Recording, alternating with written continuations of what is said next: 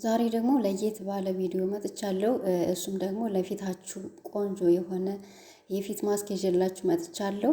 ፊታችሁ እንደ መሸብሸብ ወይም መስመር እያወጣ ከተቸገራችሁ፣ ከአይናችሁ ስር እየጠቆረ ከአይናችሁ ስር እየተሸበሸበ ካስቸገራችሁ ይህንን ውህድ በእርግጠኝነት ተጠቅማችሁ ለውጡን ታያላችሁ። በጣም አሪፍ ነው። ፊታችሁን ያጸዳል፣ ፊታችሁን ያቀላላችኋል። እኔ ራሴ ተጠቅሜ ያየሁትን ነው የምነግራቸው እና ቤተሰቦች ይህንን ቪዲዮ እስከ መጨረሻው ተከታተሉት። ሰላም ቤተሰቦች እንዴት ናችሁ? እግዚአብሔር ይመስገን ደህና ነኝ። ዛሬ ይዤላችሁ የመጣሁት ለፊታችሁ በጣም አስፈላጊ የሆነ የፊት ማስክ ነው። ይሄ ማስክ ደግሞ ፊታችሁን ውጥርና ጽድት አድርጎ እንዲቆይ ያደርግላችኋል። እንዲሁም ደግሞ ፊታችሁ ላይ መስመር ለሚያወጣባችሁ፣ ፊታችሁ እንደ መሸብሸብ ካለባችሁ፣ ከአይናችሁ ስር ጥቁቁር ነገር ለሚወጣባችሁ፣ አይናችሁ ስር ለሚጠቁርባችሁ፣ እንዲሁም ደግሞ በፀሐይ በሙቀት ለተቃጠለ ፊት ቆንጆ የፊት ማስክ ይዤላችሁ መጥቻለሁ። ቪዲዮውን ላይክ በማድረግ ጀምሮ ለቻናል አዲስ ከሆናችሁ ደግሞ ሰብስክራይብ እያደረጋችሁ ቤተሰብ ሁኑ። የዛሬው ቆንጆ ነው፣ በጣም ቆንጆ ነው። በተለይ ፊታችሁን ማቅላት ለምትፈልጉ ደግሞ ፊት ያቀላል፣ ፊት ጽድት ያደርጋል።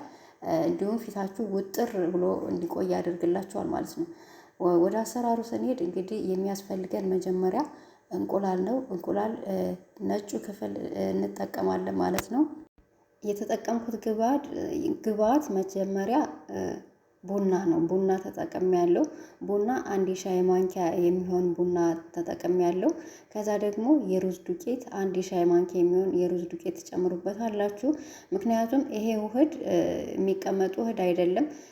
ለአንድ ቀን ብቻ የምትጠቀሙት ውህድ ነው፣ የምታስቀምጡት አይደለም። ስለዚህ በትንሹ ሰርታችሁ ነው ለአንድ ቀን የሚሆን የምትሰሩት ማለት ነው። እና 1 ሻይ ማንኪያ ቡና፣ 1 ሻይ ማንኪያ የሩዝ ዱቄት ጨምሬያለሁ። ከዛ አንድ እንቁላል ነጩን ክፍል ተጠቅሜያለሁ ማለት ነው። ይሄንን ሶስቱንም ግብአቶች በአንድ አድርጋችሁ በደንብ አድርጋችሁ ታቀላቅሉታላችሁ። ከዛ በኋላ የሎሚ ጭማቂ ትንሽ በጠብታ ተጨምሩበታላችሁ ማለት ነው።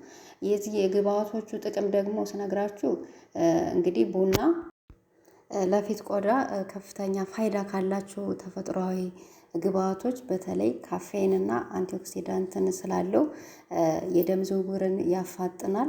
በቡና ውስጥ ያለው ካፌን በቆዳ ስር ያለውን የደም ዝውውር እንዲጨምር በማድረግ እንግዲህ ቆዳን ንጹህና ጤናማ እንዲሆን ያደርግልናል ማለት ነው። እና ቡና በጣም ለፊታችን አስፈላጊና የሞተ ቆዳን የሚያነሳ እንዲሁም እብጠትን የሚያስወግድና ከአይናችሁ ስር የሚጠቁርባችሁን የሚያጸዳላችሁ የሚያቀላ ውህድ ነው ማለት ነው። ከዛም አልፎ ደግሞ የእርጅና ምልክቶችን ይከላከላል። እንግዲህ በውስጡ ባለው አንቲኦክሲዳንት አማካኝነት የፀሐይ ብግነትን፣ መጨማደድንና ያለ ጊዜ የሚመጡ የእድሜ ምልክቶችን ይዋጋል። እሱ ማለት ፊታችሁ ላይ እንደ መስመር ወይም ደግሞ የመጨማደድ የመሸብሸብ ባህሪ ካመጣባችሁ ይህንን ቡናን ከውህዶች ጋር እየቀላቀላችሁ ብትጠቀሙት ፊታችሁ ውጥር ብሎና ጽድት ብሎ እንዲቆይላችሁ ያደርግላችኋል ማለት ነው። ሌላው የጨመርኩት ምንድነው? የእንቁላሉ ነጩ ክፍል ነው። ከዛ በፊት ግን እንግዲህ ውህዱን እንደዚህ አድርጌ ሰርቸዋለሁ። መጨረሻ ላይ ትንሽ የግሪስሊን ጠብታ ጨምሬበታለሁ። እናንተ የሚመቻችሁን እናንተ ለፊታችሁ የሚስማማችሁን ዘይት መጠቀም ትችላላችሁ። እኔ ግሪስሊን ነው መጨረሻ ላይ ትንሽ ጠብታ የጨመርኩበት እና ቤተሰቦቼ እንደዚህ አድርጌ አዘጋጅቸዋለሁ። ከዛ እየተቀባው ደግሞ አሳያችኋለሁ። የእንቁላሉ ነጩ ክፍል ለፊታችን የሚሰጠን ጥቅም እንግዲህ ይሄ ደግሞ ከፍተኛ ጠቀሜታ ካላቸው ፕሮቲኖች በተለይ ቪታሚኖች ስላሉት የእንቁላል ነጩ ክፍል ቆዳን ጥብቅ እንዲልና ውጥር እንዲል ያደርግላችኋል። የእንቁላሉ ነጩ ክፍል ሲደርቅ እንግዲህ ፊታችሁ ላይ ተቀብታችሁት ቆዳን የመሳብ የማጥበቅ ባህሪ ስላለው በተለይ የተሸበሸበ ወይም ደግሞ የላላ ቆዳን በማጥበቅ ወጣትነት የተላበሰ የፊት ገጽታ እንዲኖራችሁ ያደርግላችኋል ማለት ነው። እንግዲህ የፊታችን የቀዳዳዎቹን መጠንም ይቀንሳል። ያ ማለት ምንድን ነው? በፊታችን ላይ ያሉ የዘይት መውጫ ቀዳዳዎች አሉ። እነሱ ሰፍተው ከሆነ እንዲጠቡ የሚያደርግልን ቆሻሻን በማጽዳት ቀዳዳዎችን እንዲጠቡ ያደርግልናል ማለት ነው። ከመጠን በላይ ዘይትን ያስወግዳል። ፊታችሁ ላይ ከመጠን በላይ አላስፈላጊ ቅባት ካለ ወይም ደግሞ ዘይት የሚያወጣ ከሆነ የእንቁላሉን ነጩን ክፍል ቅባቱን በመምጠጥ እንግዲህ ቆዳችን ንጹህና ደረቅ እንዲሆን ያደርግልናል ማለት ነው። በተለይ ፊታችሁ ቅባታማ ወይም ሞዛማ ለሆነ እህቶች ይሄ የእንቁላል ነጩን ክፍል ብትጠቀሙት ለውጡን በትንሽ ጊዜ ታያላችሁ ማለት ነው። የሞተ ቆዳን ያስወግድልናል። ፊታችን ላይ የሚከማቸውን የሞተ ቆዳ እንደገና ቆሻሻ በማጽዳት ቆዳችን ንጹህና አንጸባራቂ ያማረ እንዲሆን ያደርግልናል ማለት ነው። ሌላው የጨመርኩት የሩዝ ዱቄት ነው። የሩዝ ዱቄት ብዙ ጊዜ ነግሬያችኋለሁ፣ ሰርቼላችኋለሁም። የጃፓን ሴቶች፣ የኤዥያ ሴቶች ብዙ ጊዜ አዘውትረው ፊታቸውን የሚጠቀሙት ሩዝን ነው። ለዛም ነው ፊታቸው ያማረና ሁሌም የልጅ ፊት እንዲኖረው የሚያደርግላቸው። ሁሌም ፊታቸው አንጸባራቂና የሚያምር ፊት ነው ያላቸው። ፊታቸው ላይ ምንም ነገር አታዩበትም። ሩዝን አዘውትረው በመጠቀማቸው ነው። ሩዝ ለፊታችን የሚሰጠው ጥቅም በጣም እጅግ ዘርፈ ብዙ ጥቅም አለው።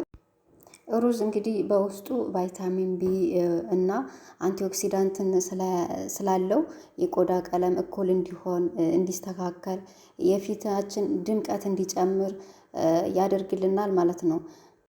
የፊታችን መልክ እንዲያምርና እንዲበራ ያደርግልናል። የእርጅና ምልክቶችን ይከላከላል። ቆዳን ያለሰልሳል። ቆዳን ያስተካክላል። የሩዝ ማስክ እንግዲህ ቆዳን ለስላሳና የጠራ እንዲሆን በማድረግ ላይ የዘይት መጠንንም ያስተካክላል ማለት ነው። እብጠትን፣ ፊታችሁ የሚያብጥ ከሆነ ጸረ ብግነት ባህሪ ስላለው እንግዲህ በፀሐይ የተጎዳ በፀሐይ የተቃጠለን ወይም የተቆጣን ቆዳ ለማረጋጋት ይረዳናል ማለት ነው። ይሄ የሩዝ ማስክ በብዙ መልኩ መጠቀም ትችላላችሁ። በውሃውም ብትጠቀሙት፣ ሩዙን ዘፍዝፋችሁ በውሃ መልኩ በስፕሬ መልኩ ብትጠቀሙት ራሱ በፊታችሁ ላይ ቆንጆ የሆነ ለውጥ ታገኛላችሁ። ሌላው የጨመርኩት ደግሞ የሎሚ ጁስ ትንሽዬ ጨምሬያለሁ።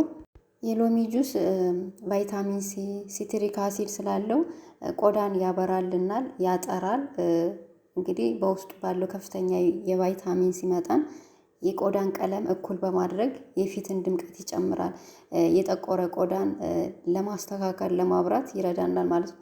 የሞቱ የቆዳ ህዋሳትንም ያስወግዳል። የቅባት መጠንን ይቀንሳል እና ፊት ላይ የሚወጣውን ከመጠን ያለፈ ዘይትና ቅባት በመቆጣጠር ቆዳችንን ንጹህ እንዲሆን ይረዳናል ማለት ነው። እንዲሁም ደግሞ ጥቃቅን ነገሮችን፣ ጥቋቁር ነገሮችን፣ ማዲያትን፣ ቆዳ ላይ የሚፈጠሩ ጥቁር ነጠብጣቦችን፣ ማዲያትና የተለያዩ ጥቁር ነጠብጣቦችን ለማጥፋት ይረዳናል። እንግዲህ እዚህ ላይ የሎሚ ጁስ ስትጠቀሙ ጥንቃቄ ማድረግ ያለባችሁ የሎሚ ጁስን ብቻውን ፊታችሁ ላይ ማድረግ አይመከርም። ምክንያቱም የሎሚ ጁስ የማቃጠል ባህሪ ስላለው ፊታችን ደግሞ የፊታችን ቆዳ ስስ ስለሆነ ብቻውን መጠቀም ብዙ ጊዜ አይመከርም እና እንደዚህ ከውህድ ጋር ከማር ጋር እየቀላቀላችሁ መጠቀም ነው ያለባችሁ። እና የሎሚ ጁስ ተቀብታችሁ ፀሐይ ላይ መውጣት አይመከርም። ጥንቃቄ ማድረግ አለባችሁ። የሎሚ ጁስ ከተቀባችሁ በኋላ በቀጥታ ለፀሐይ ብርሃን መጋለጥ ቆዳን ሊያበላሽ ስለሚችል ማታ ላይ ወይም ደግሞ ጠዋት ላይ መጠቀሙ ይመረጣል ማለት ነው። እንግዲህ ቤተሰቦች እንደዚህ አድርጌ ሰርቼዋለሁ። ቆንጆ ነው። ፊት በጣም ነው የሚያቀላው። አይናችሁ ስር ለሚጠቁርባችሁ፣ ፊታችሁ ለሚሸበሸብ፣ መስመር ለሚያወጣባችሁ እንደዚህ እያደረጋችሁ እየሰራችሁ ፊታችሁን ማሳመር ትችላላችሁ እላችኋለሁ። ቪዲዮውን ደግሞ ከወደዳችሁት ላይክ አድርጉ። ለቻናሌ አዲስ ከሆናችሁ ሰብስክራይብ አድርጉ። በሌላ በአዲስ ቪዲዮ እስከምንገናኝ እንግዲህ ያዘጋጀውላችሁ ይህንን ይመስል ነበረ። ሀሳብ አስተያየት ካላችሁ ኮመንት ላይ ያስቀምጡልኝ። ስለምትከታተሉኝ በጣም አመሰግናለሁ። በሌላ በአዲስ ቪዲዮ እስከምንገናኝ ለዛሬው እዚህ ላይ እንጨርሳለን። እስከዛው መልካም ጊዜ። አመሰግናለሁ።